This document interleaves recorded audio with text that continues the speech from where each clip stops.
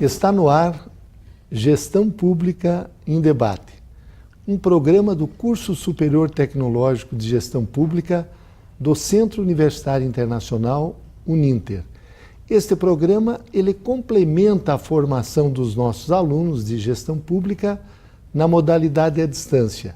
E ele também é transmitido pela CWB TV, TV Comunitária de Curitiba, canal 5 da NET e 72 da TVA. E ele pode ser acessado por todas as pessoas que possuem parabólica digital através dos canais da rede EdSat-CBED e os canais da educação.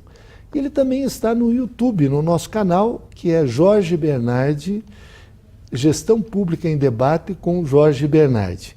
Hoje nós vamos debater a cultura urbana. E para isso nós convidamos o advogado Manuel Anísio Moskalevski, ele que já foi da direção do Instituto Neopitagórico aqui de Curitiba, que é músico e que neste ano em que nós estamos comemorando, se estivesse vivo, os 70 anos de Paulo Leminski, também comemoramos os 170 anos da primeira poetisa paranaense, Júlia da Costa, mas nós vamos falar também de Helena Collodi, que foi uma grande poetisa paranaense que nos deixou há pouco tempo, de Dario Veloso. Professor Manuel Anísio, eu gostaria que o senhor nos dissesse qual é a importância de um poeta, de um romancista, de um contista, como é o caso do Dalton Trevisan aqui de Curitiba, para uma cidade, para a identificação de uma cidade, para a cultura urbana de uma determinada localidade. Como é que o senhor vê? As pessoas chegam aqui em Curitiba, elas podem imaginar, por exemplo, que aqui foi a terra de Paulo Leminski. Temos até um ambiente cultural que é a Pedreira, em homenagem a ele, ou alguns podem procurar pelo Vampiro de Curitiba, que foi imortalizado pelo Dalton Trevisan, ou as poesias da Helena Collodi. Eu gostaria que o senhor fizesse uma abordagem a esse respeito, já que o nosso tema hoje é justamente a cultura urbana. Pois não. Muito obrigado, professor Jorge Bernardi, pelo convite. Uma satisfação estar aqui e conversar sobre um tema tão agradável quanto cultura. Cultura de uma maneira geral, a cultura urbana, mas também a cultura não urbana. Eu sou entusiasmado pela poesia, embora não seja poeta. Sou entusiasmado pela música, embora seja apenas um mero músico amador. Mas entendo que é imprescindível a música, a poesia, a literatura, de uma maneira geral, para qualquer civilização. Ela é o toque de classe, ela amolece corações, ela estimula indivíduos a se aperfeiçoarem cada vez mais, a desenvolver as suas capacidades superiores. Curitiba, nesse sentido, se pode dizer uma cidade privilegiada. Embora poucos reconheçam, e essa é uma dificuldade talvez que a cidade tenha, extraordinários valores têm passado por aqui, curitibanos ou não curitibanos que aqui se radicaram, e isto vem desde a metade do século XIX. A partir dali, nós passamos a ter um movimento importante, com a presença já, não necessariamente em Curitiba, mas no Paraná, de expressões como aquelas que você citou, como Júlia da Costa, cujo aniversário de 170 anos se comemorou este ano, em julho deste ano, e que é a primeira referência cultural, a primeira referência literária do Paraná. A Júlia da Costa, ela era natural de Paranaguá. De Paranaguá. O outro poeta desse período, que eu ia citar agora, que foi o Fernando Amaro. Era de Morretes, não era? Fernando Amaro era, embora também esteja radicado, tenha se radicado em Paranaguá, que é contemporâneo de Júlia da Costa. Então, uma vez nós conversávamos, Jorge, vamos tornar mais informal a nossa conversa, você dizia que, será que se eu me enganei, então, oferecendo o prêmio Fernando Amaro na Câmara Municipal, como sendo o primeiro poeta? Não, não. Fernando Amaro efetivamente é anterior a Júlia da Costa. A diferença é que ele não teve obras publicadas como Júlia teve, a sua Flores Dispersas. A Júlia publicou Um livro de Certo. poesias, na época, o que era uma coisa inusitada, né? Uma mulher poetisa chegar à publicação de uma obra. Isso Então, em que ano foi, professor? isto foi em 1867. Ela nasceu em 1844. Portanto, com 20 e poucos anos, ela publicou a sua 100 primeira obra. anos antes do Paulo Leminski. Exatamente, exatamente. E o Fernando Amaro não teve propriamente uma obra. As publicações dele eram mais em jornais, como no 19 de dezembro, ou em publicações esparsas. Então, por isso é que se considera a Júlia a primeira poeta ou poetisa, como quiserem, do Paraná. Mas em importância, Fernando Amaro e Júlia, eu acho que se ombreiam, eles estão à mesma altura e são verdadeiros ícones do começo da poesia paranaense. Agora, a Júlia da Costa, ela casou com um comendador, um senhor muito rico, e depois foi morar em São Francisco do Sul. Isto. E no início do século XX, poetas curitibanos e artistas, podemos assim dizer, como o próprio Dario Veloso, republicaram a obra dela, né? Foi um aspecto interessante isso, não foi? Perfeitamente. Ela, na verdade, se casou já morando em São Francisco do Sul com o comendador Costa Pereira, que era um português muito prestigiado junto ao Império. Ele tinha recebido a comenda da Ordem da Rosa do Imperador, e bem mais velho que ela. Em São Francisco do Sul, cidade onde ela viveu a maior parte do tempo e lá faleceu, ela também não é tão reconhecida, lamentavelmente. Como mesmo no Paraná, poucos são aqueles que conhecem a sua história. Em Paranaguá, mesmo em Curitiba, agora eu estou sentindo que parece que há um movimento que eu até tenho meio pretensiosamente chamado de neoparanismo, Certo. porque o paranismo foi um movimento encabeçado por Romário Martins, no começo do século, de valorização da cultura paranaense. Certo. E nesse ambiente de neoparanismo, parece que está se resgatando um pouco de toda essa produção literária, intelectual, que foi exuberante na virada do século XIX para o XX e dali para frente, mas ainda pouco conhecida e pouco divulgada, ou pelo menos não suficientemente como seria desejável. O senhor até publicou, ou digamos assim, gravou um CD com poesias de Júlia da Costa. Tem alguma que lembra de cor ou... Tem. vamos tentar então.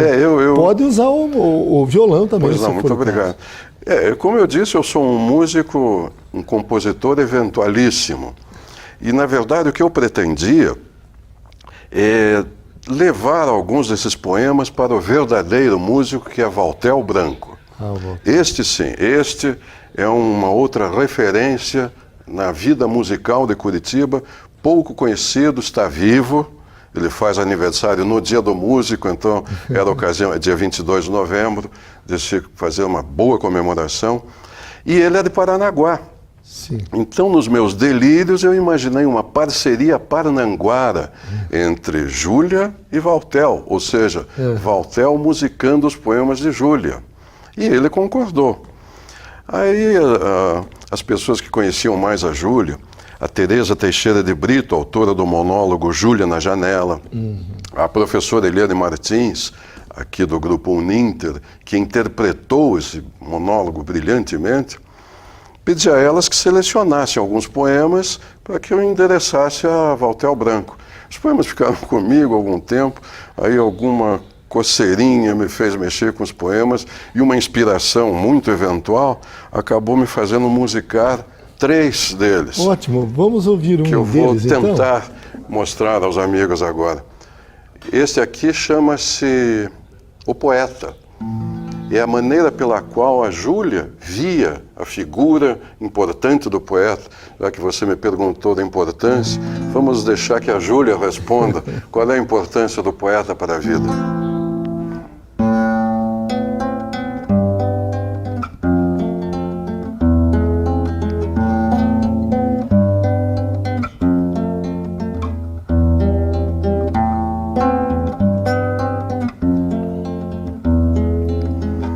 poeta é a flor que desabrocha túmida ao sol da vida, que dá luz ao val. É o orvalho doce de gentil aurora, em tímido rosal.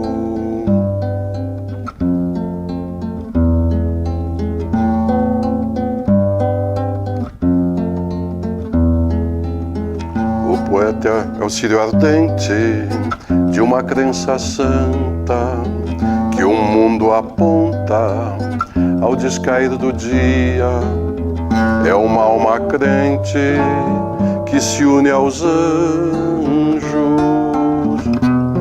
em mágica harmonia.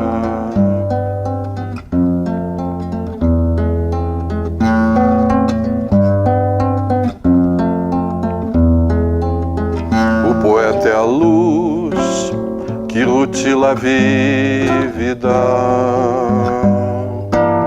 nos verdes campos da feliz mansão.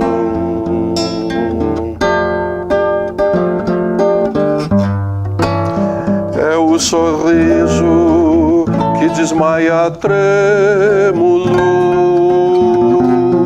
a voz do coração.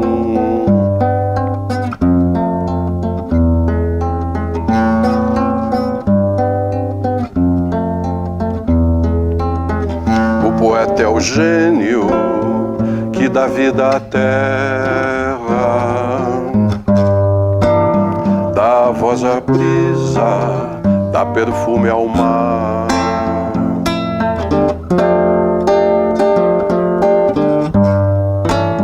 É o cisne lindo que desprende as asas em trêmulo ansiar.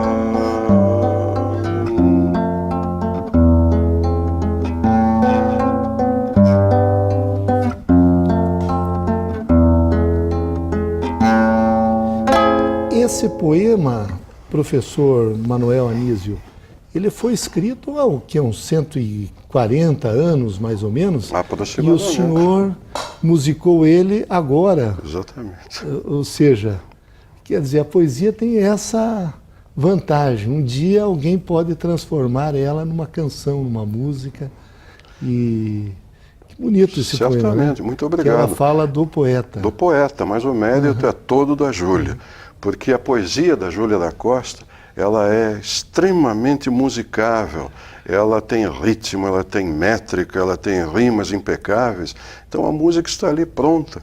A gente só vai buscar em alguma dessas regiões etéreas da metafísica e traz para cá. E é eterna, né? Isso aqui é o poeta há 5.000 anos atrás e vai ser daqui a outros 5.000. Agora, o nosso próximo poeta, podemos assim dizer, esse o senhor conheceu, inclusive estou vendo aqui uma dedicatória que foi o Paulo Leminski, e que se estivesse vivo, neste ano estaria completando 170 anos. Ele é de 1944. Exatamente. E o senhor conviveu com ele um certo período, ele até lhe dedicou um exemplar do livro Catatal, que foi um dos muitos livros que o Leminski, ele teve muitos parceiros, entre eles podemos dizer entre os parceiros do músicos do ele teve várias músicas dele cantadas. Moraes Moreira, Caetano Veloso, Gilberto Gil. O parceiro mais habitual dele era o Ivo Rodrigues, que era do Blindagem, excepcional cantor, que infelizmente também nos deixou há pouco tempo. Sim. Mas as parcerias musicais... Mas o senhor acabou musicando uma poesia dele que, pelo estilo, até colocou como se fosse ritmo, uma música de criança, né? Isso. Mas eu gostaria que o senhor até lesse essa dedicatória do Leminski aqui ao senhor. Conta essa história que eu já estou sabendo. Como é que aconteceu da dedicatória desse livro para o senhor, professor Manuel Anísio? Bom, eu contei essa história ontem para os amigos aqui do grupo, num evento memorável, que os alunos de pedagogia nos proporcionaram uma homenagem ao Paulo Leminski pelas várias turmas dos cursos de pedagogia. Então eu fui convidado, fui privilegiado com o convite, e aí tive a oportunidade de contar a história que, lamentavelmente, eu não convivi com o Leminski o quanto desejava. Foi muito pouco, foram pouquíssimas as ocasiões. E uma dessas foi uma verdadeira invasão que fizemos à casa dele, 2 amigos e eu, lá pela meia-noite e tanto de uma madrugada fria Na da década metade de 70, dos anos 70, quando eles tinham a ideia de fazer um show no Paiol. Então vamos à casa do Leminski consultá-lo. Ele já estava acomodado com toda a sua família, etc. E nós entramos. Esses 2 amigos já eram amigos dele há bastante tempo, tanto que tinham intimidade para chegar naquele horário. Eu não, nunca tinha visto. Ele morava no Pilarzinho, né? Nessa época no Pilarzinho. A casa era de chão batido, uma bagunça total ali, mas muito aconchegante. E como ele não me conhecia, e aquela invasão provocou o seguinte e a seguinte afetuosa dedicatória. Para Moskalevski, amigo súbito, um abraço do Leminski. Eu fui um amigo intempestivo que chegou assim, sem mais nem menos. E fizeram o show no Paiol? Não, esse show acabou não acontecendo, como não podia deixar de ser, não saiu nada. Mas a visita valeu pelo fato de eu ter recebido o Catatal, que é talvez a obra maior dele, uma obra que foi premiada, que foi divulgada, que foi incompreendida, porque é de difícil leitura, mas vale a pena ser lida. Aliás, do outro lado aqui tem um poema que foi escrito, foi um dos irmãos Campos, né, o Augusto de Campos? O Haroldo. Haroldo de Campos. Aliás, eu gostaria até que o senhor falasse sobre esse poema, e tem uma linguagem muito difícil que tem que traduzir os conceitos que estão ali, porque o Haroldo e o Augusto eram poetas concretistas, né? Concretistas. O Haroldo de Campos é um dos grandes nomes da cultura brasileira. Eles são responsáveis, os irmãos Campos, Haroldo e Augusto e o Décio Pinhatari, pelo surgimento do movimento concretista em São Paulo no começo da década de 50. E o Leminski, quando os conheceu, já na década de 60, chegou falando grego, citando Homero em grego para o Haroldo de Campos, o que deve ter sido muito impressionante. Aliás, ele falava também latim, o Leminski. Tudo, né? Era o bandido que sabia latim. Como ele mesmo se chamava. Então, entre várias línguas, tinha o grego, que impressionou ao Haroldo, e depois mantiveram contato durante toda a vida. Quando o Leminski faleceu, em junho de 89, o Haroldo dedicou-lhe um poema belíssimo, que foi publicado na Folha de São Paulo, no dia 11 de junho de 89, no Caderno de Cultura. Era um caderno importantíssimo, do domingo, o que mostrou já ao Brasil a importância que o Leminski tinha e que viria a ter, agora mais ainda, porque está sendo reconhecido o poema, o livro Toda a Poesia, que foi publicado agora recentissimamente. Ele tem sido dos mais vendidos, dos grandes sucessos de vendas das livrarias, o que é uma coisa incomum. Esteve nas listas dos mais vendidos, né? Durante mais de 2 meses. Um livro de poesia, um livro de poesia curitibana, o que é absolutamente insólito.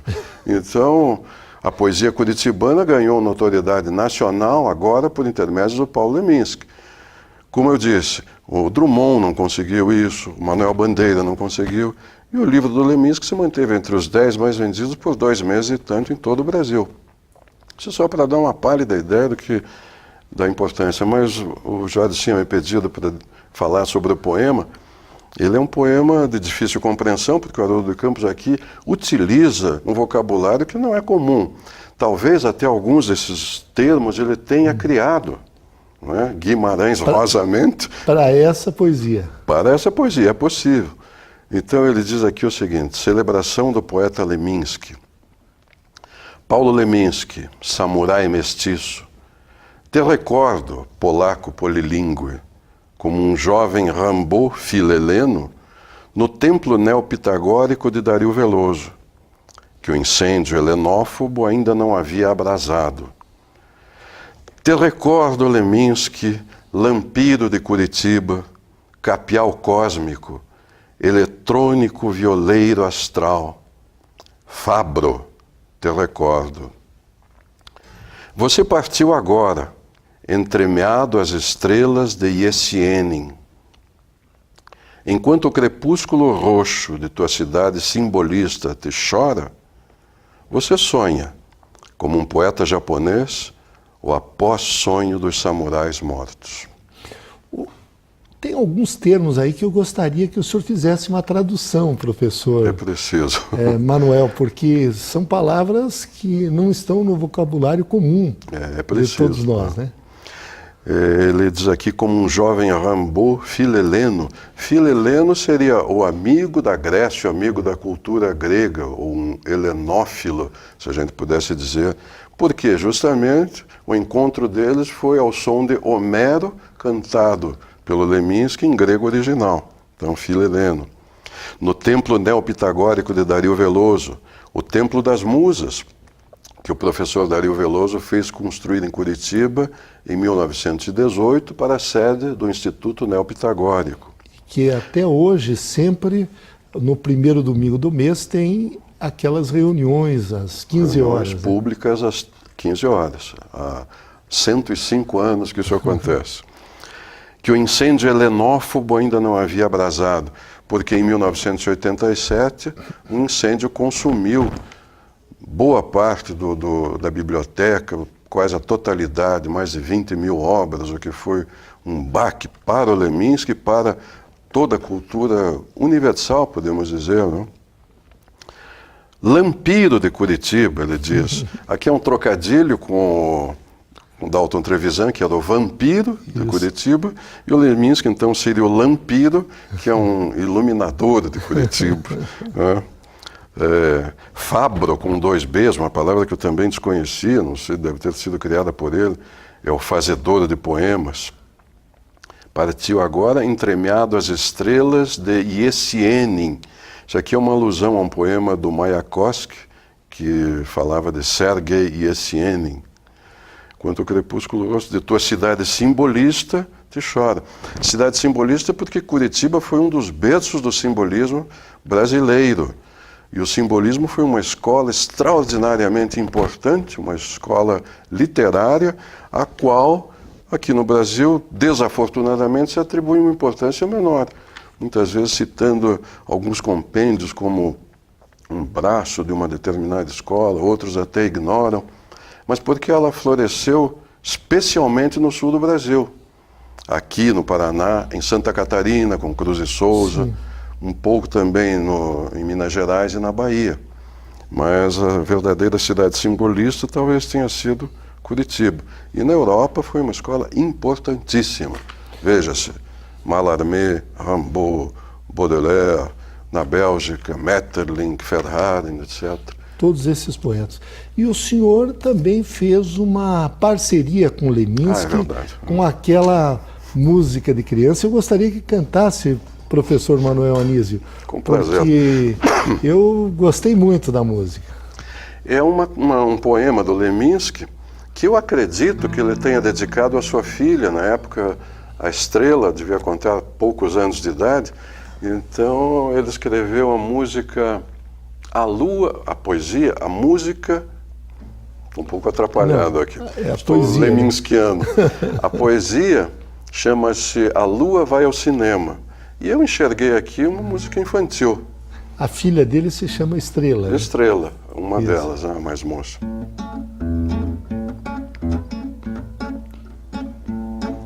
A lua vai ao cinema, passava um filme engraçado. Era a história de uma estrela que não tinha namorado. A lua foi ao cinema, passava um filme engraçado. Era a história de uma estrela que não tinha namorado. Não tinha porque era apenas uma estrela bem pequena, dessas que quando apagam ninguém vai dizer que pena. dessas que quando apagam ninguém vai dizer que pena.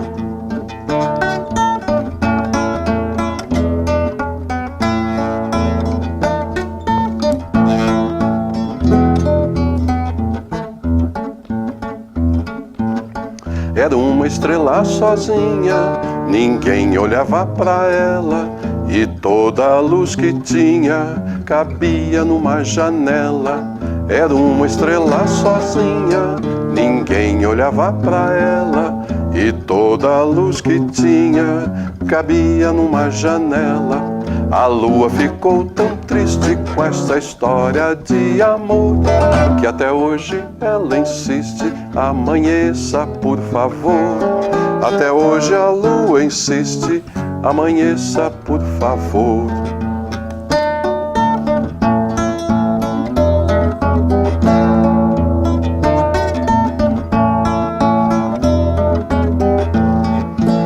Até hoje a lua insiste: amanheça, por favor. Então, com letra de Paulo Leminski, música de Manuel Anísio Moskalevski, A Lua Vai ao Cinema. Só para concluir, professor Manuel, o Leminski, a poesia dele era especial, né? Porque ele fazia o haikai, que é aquele modelo japonês com 3 frases, as sílabas certinhas. Ele estudou, inclusive, japonês para aprender a fazer essa poesia, né? Exatamente. Ele estudou japonês para poder ler Mishima e Basho no original, que são 2 dos grandes poetas japoneses. O Basho, aliás, ele biografou. Há uma coletânea de biografias interessantíssimas do Leminski: Basho, Jesus, Trotsky e Cruz e Souza, justamente o poeta simbolista. E a afinidade dele com a cultura japonesa era muito grande. Ele era praticante de judô, de artes marciais, especialmente o judô, e o interesse dele pelo haikai era imenso. Daí uma afinidade, uma das muitas, com, pasmem, Helena Collodi.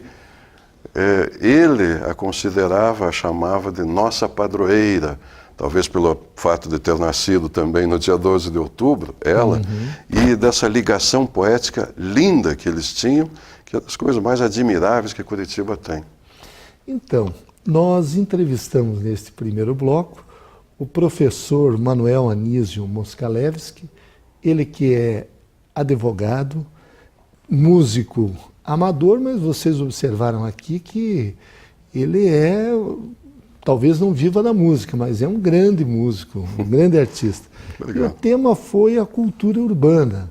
E nós falamos um pouco de Paulo Leminski, de Júlia da Costa, Helena Collodi.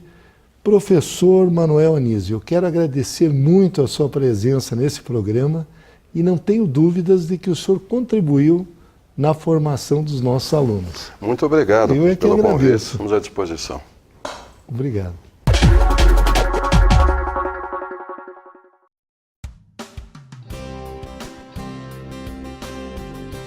Você vai conhecer agora uma experiência educacional inovadora e revolucionária que abre uma nova perspectiva de oportunidades na construção de um novo paradigma educacional pós-moderno. Bem-vindos ao Grupo Educacional Uninter, uma corporação pioneira, repleta de inovações e grandes oportunidades. Com sede em Curitiba, uma das melhores cidades brasileiras, o Grupo Educacional Uninter possui 5 campi presenciais e 4 unidades corporativas. Está presente em todos os estados brasileiros. São mais de 450 polos de apoio presencial. O Grupo Educacional Uninter já nasceu com vocação empreendedora e continua crescendo. A empresa atua no mercado há mais de 15 anos e se atualiza constantemente, o que permite dar respostas rápidas às demandas do mercado. Um grupo jovem e arrojado e tem realizado investimentos tecnológicos consideráveis, além de se dedicar sem limites na oferta de soluções inovadoras em educação para o Brasil e o mundo. Proporciona excelência em atendimento aos mais de 150 mil estudantes matriculados, muito além dos padrões educacionais de qualidade propostos. Assim, gradualmente, o Grupo Educacional Uninter transformou-se em uma marca de qualidade na prestação de serviços educacionais. Grupo Educacional Uninter. Soluções inovadoras em educação.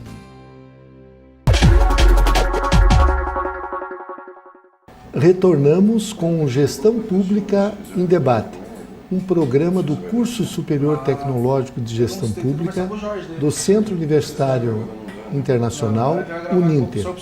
Este programa ele complementa a formação dos nossos alunos em gestão pública na modalidade à distância.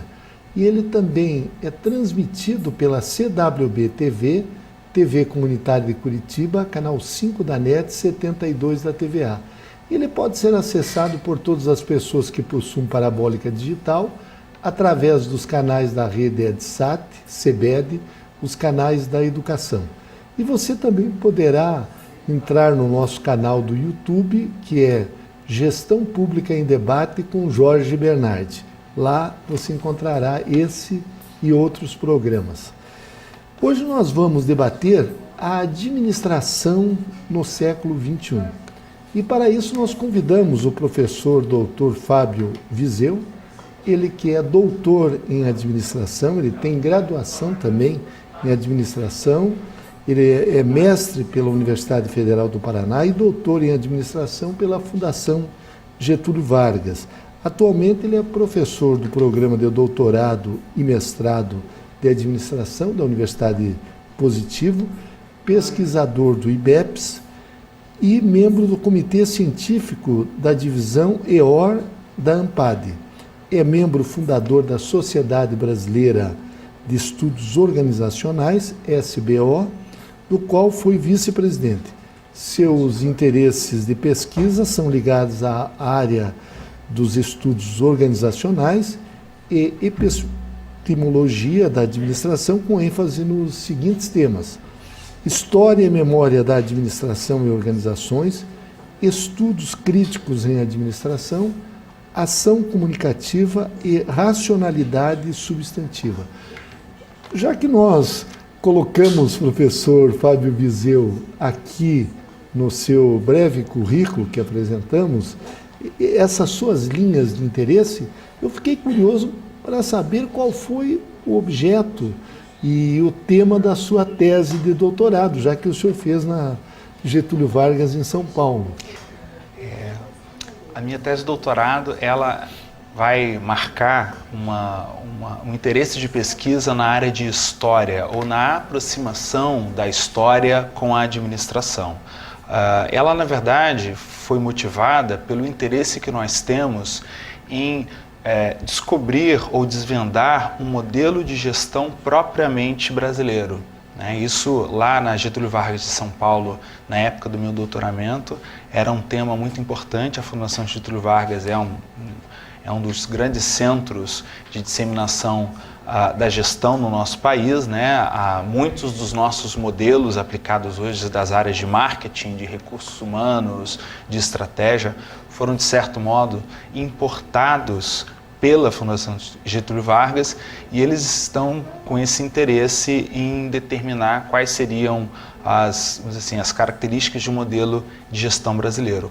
Por isso, meu interesse é sobre a história da administração no nosso país.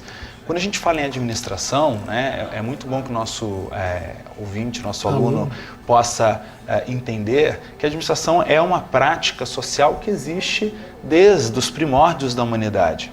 Mas temos também que ter o cuidado de circunscrever esse tipo de administração que hoje nós praticamos, no mundo moderno e também no mundo pós-moderno, como historicamente delimitada. Historicamente delimitada na nossa era histórica, né, chamada de modernidade, e que, do ponto de vista da administração, tem uma estreita relação com a chamada Revolução Industrial, que foi, né, um processo histórico de grande impacto econômico, social e político, e que também a gente pode dizer que essa administração moderna, como a gente conhece, ela está diretamente relacionada com esse evento histórico.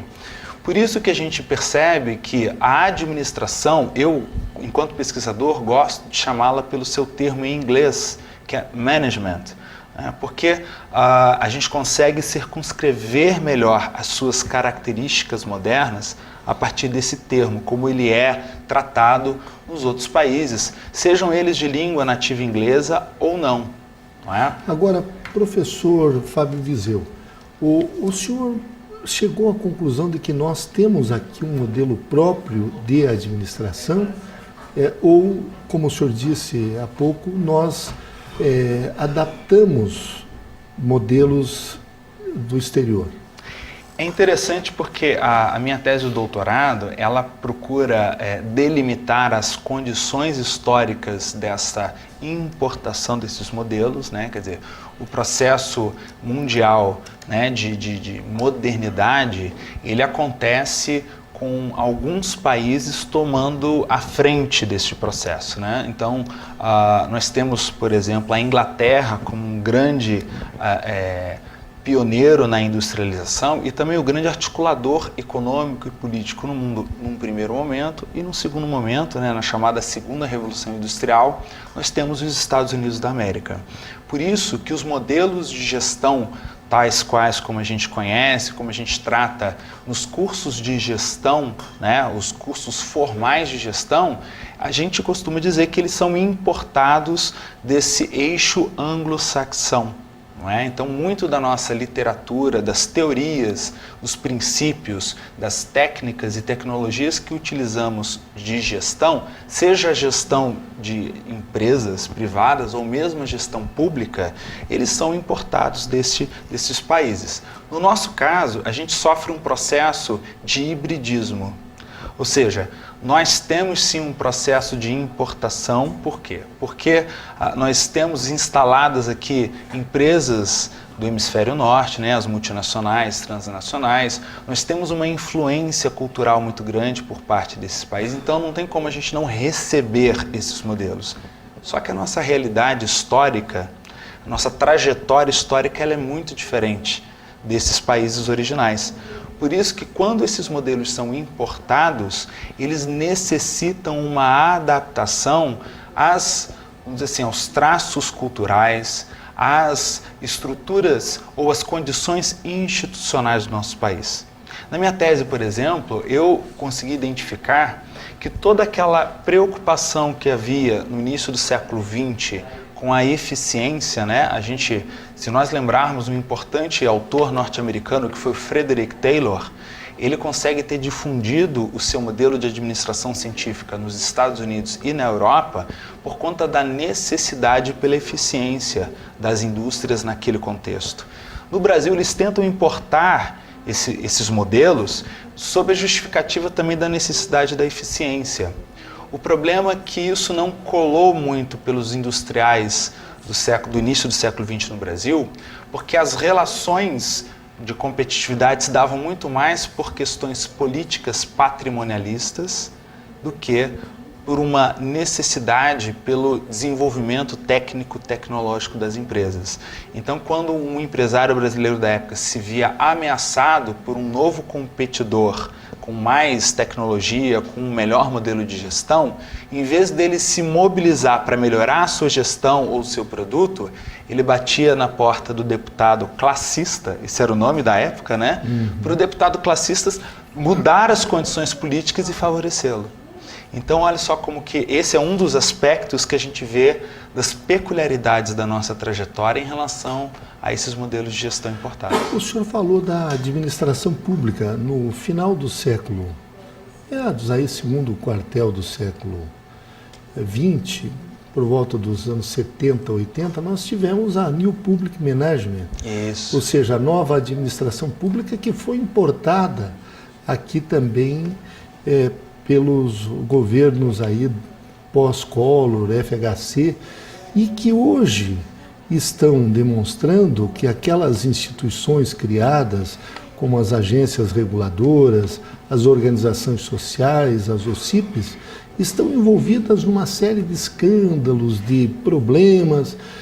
Como é que o senhor observa nesse particular, ou seja, a importação de modelos para modernizar a nossa administração pública e que depois acabam se envolvendo nesse mar de corrupção, de irregularidades e que, digamos assim, faz com que haja uma falta de credibilidade nessas novas instituições que foram institucionalizadas aqui nos anos 90 e início do século XXI. Claro.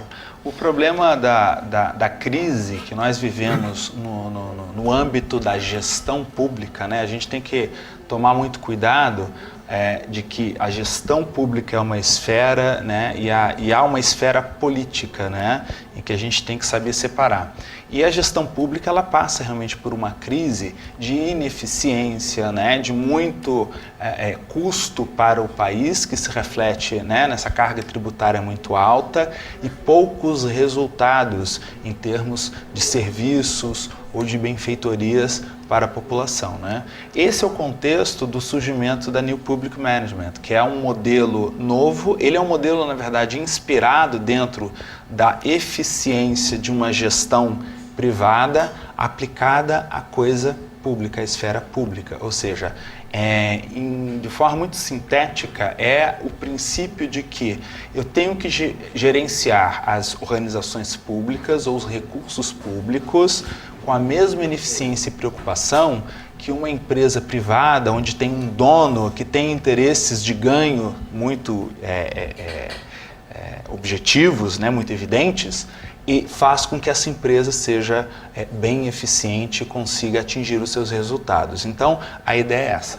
No caso do Brasil, a gente tem que tomar muito cuidado por conta da transição de modelo de gestão pública, né? Nós temos, na mesma época que surge esse movimento dentro do setor privado, né, mais ou menos década de 30, era Vargas, nós temos também no setor público um movimento de renovação.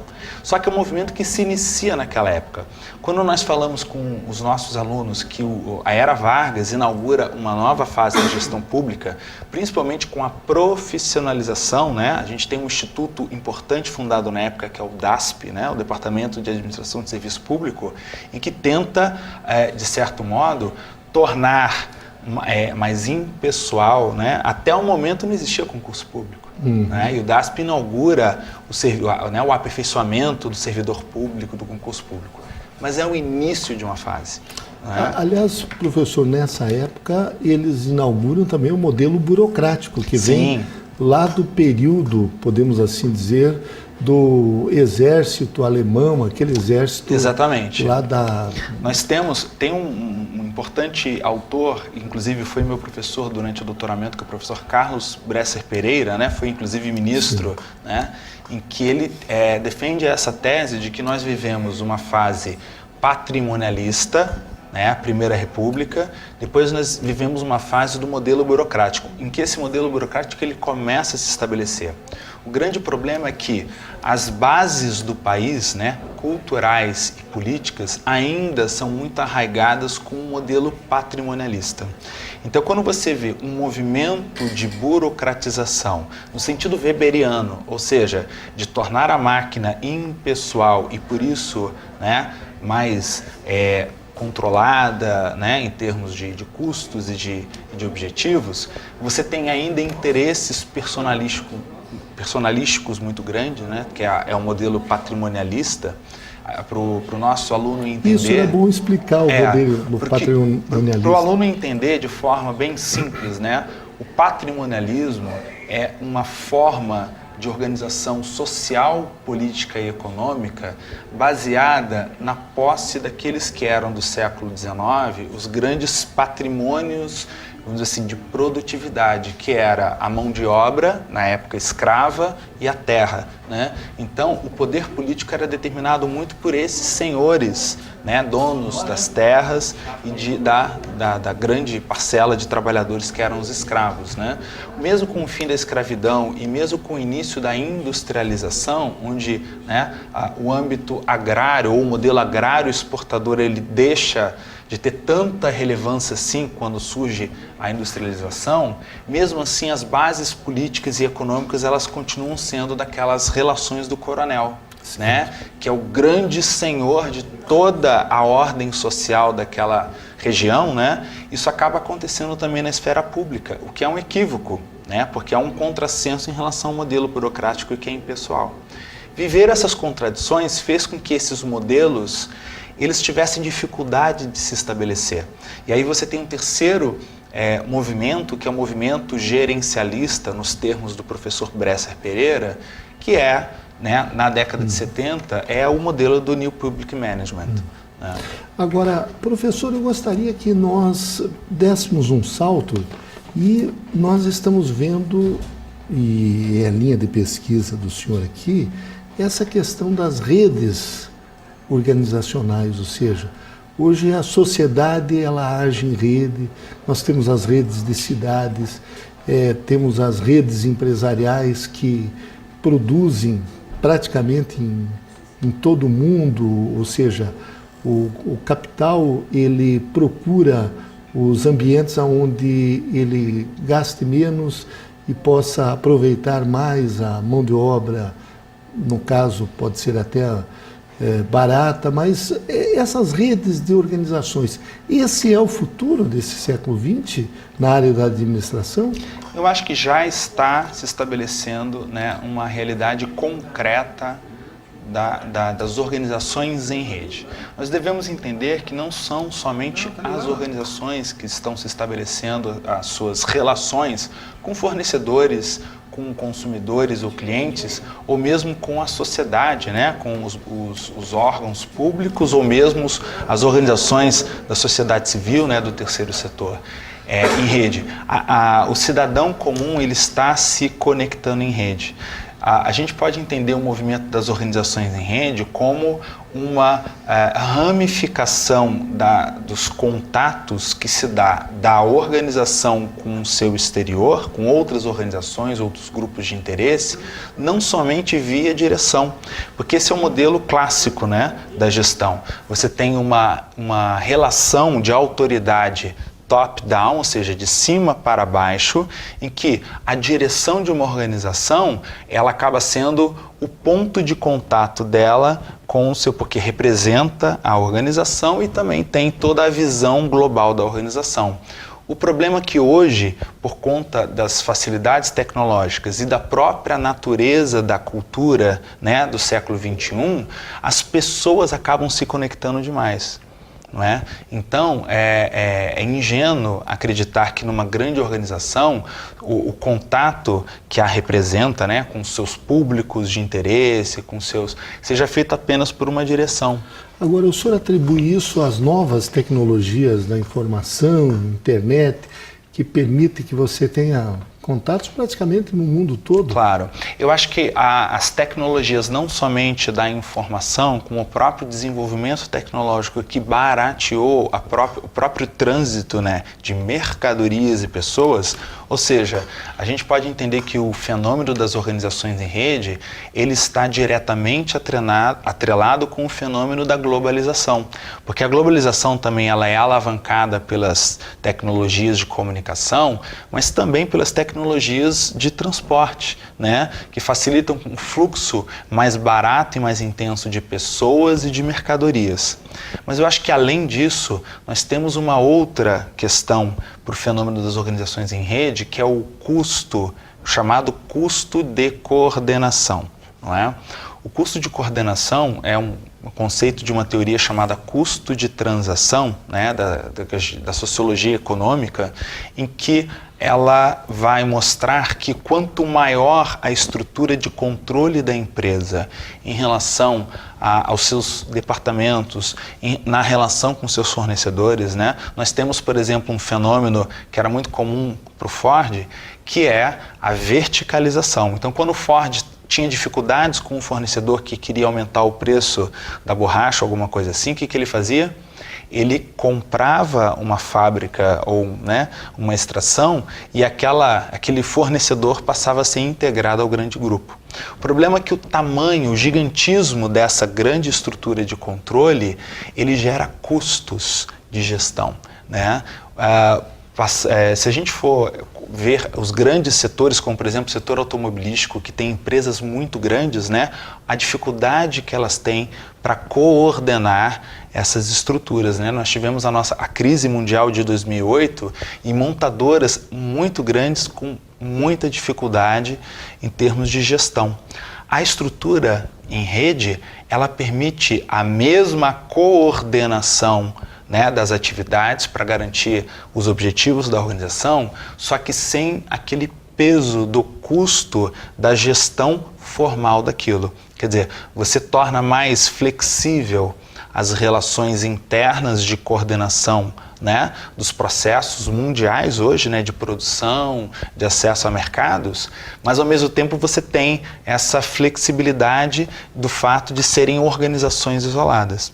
Quem quiser buscar informação a respeito disso, nós temos uma região do mundo em que ela é muito conhecida justamente por conta dessa articulação em rede, e no setor que eles atuam, eles são os melhores do mundo, que é a chamada região da Terceira Itália.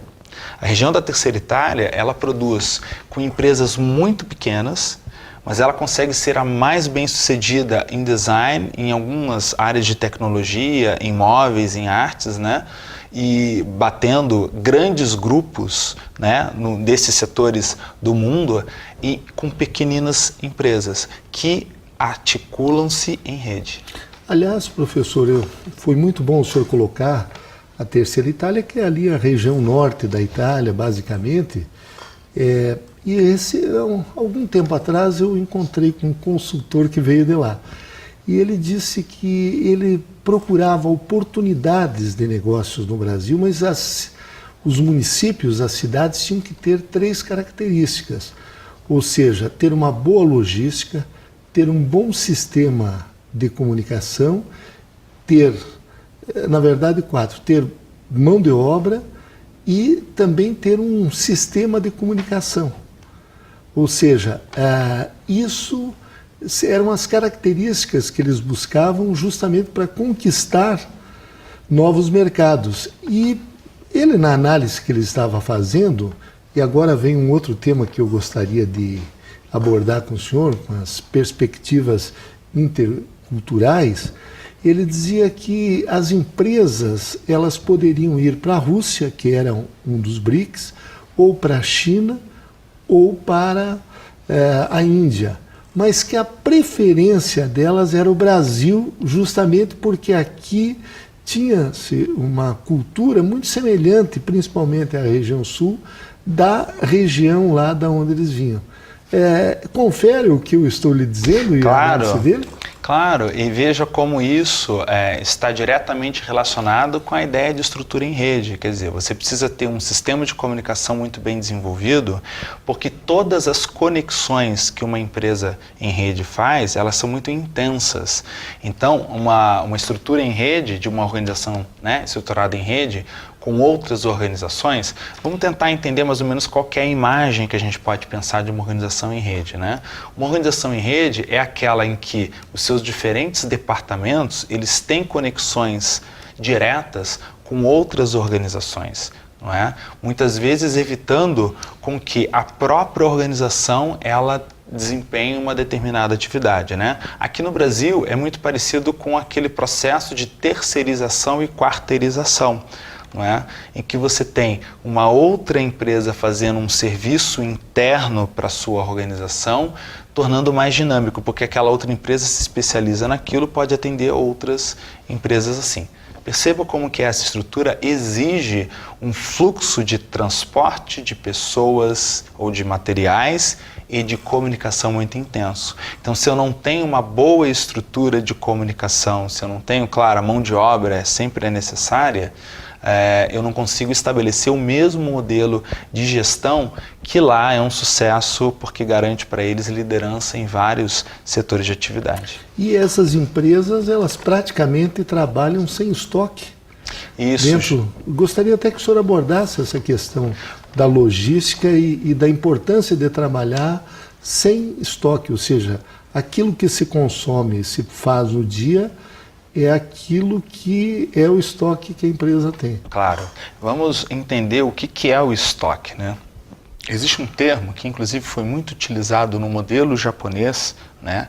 Que é um modelo japonês que ficou muito emblemático pela Toyota, né? Da mesma forma que o modelo norte-americano de gestão, ele é muito bem representado pela Ford, por isso chamamos de modelo fordista, né? Nós temos em contraponto outra montadora, outra empresa do setor de carros do Japão, tendo um modelo diferenciado, que é o modelo toyotista.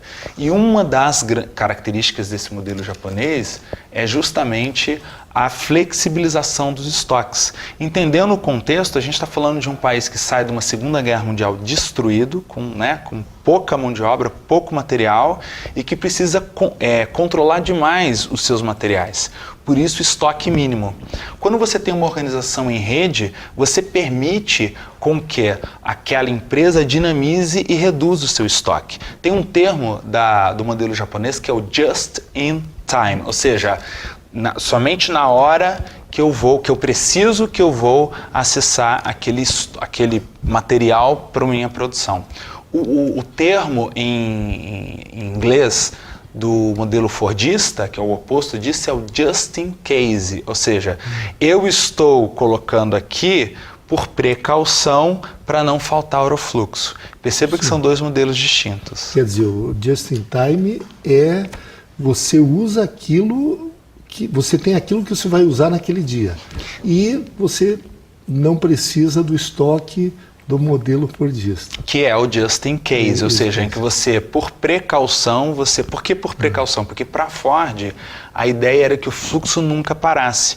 Só que as relações com fornecedores, se você consegue ter uma boa relação com o fornecedor, em que você aponta para o seu fornecedor a sua necessidade futura, você não precisa comprar o estoque e você manter o estoque. Você pode alertar para o seu fornecedor, olha, comece a se preparar porque daqui a 3 dias eu vou precisar desse material. Então, nós entrevistamos nesse segundo bloco de Gestão Pública em Debate o professor Fábio Viseu, ele que é doutor em administração, e o tema foi Administração no século XXI. Professor Fábio, eu quero agradecer muito a sua presença nesse programa e não tenho dúvidas de que o senhor contribuiu na formação dos nossos alunos. Muito obrigado.